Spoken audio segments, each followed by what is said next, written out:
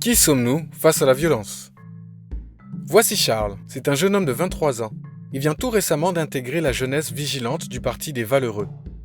Ce jour-là, il se rend à la fac. En cours de chemin, il croise 10 autres jeunes de son parti. Leur destination? Ils vont corriger un jeune affilié au Parti des Éclairés, leur ennemi juré. Il aurait commis un sacrilège, insulté leur formation. Charles dévie de sa destination.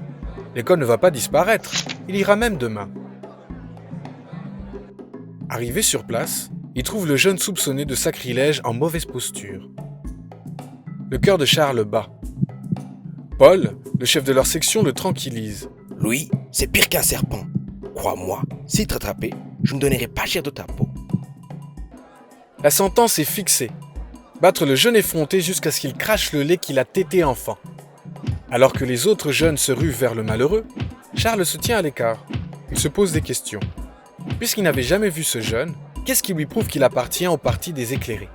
Même s'il serait de ce parti, est-il vraiment un serpent comme on veut le lui faire comprendre? Charles commence à douter. Il veut s'interposer, mais il a peur. Et si ses amis le jugeaient?